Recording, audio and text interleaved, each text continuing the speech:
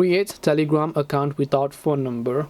Hey everyone, welcome back to our channel. In today's video I will guide you on how you can create Telegram account without phone number, so make sure to watch the video till the end. Now if you want to create a Telegram account without a phone number, all you have to do is, you can see whenever I open the Telegram application and then I tap the start messaging option, the very first thing that it asks me to enter is a phone number. Now you will not be able to create a Telegram account without a phone number, but do not click away just yet, because if you don't have a real phone number for some particular reason, you can still create a Telegram account using a virtual phone number. So if you have a virtual phone number that are available for many websites that are on the Google, you can search them up.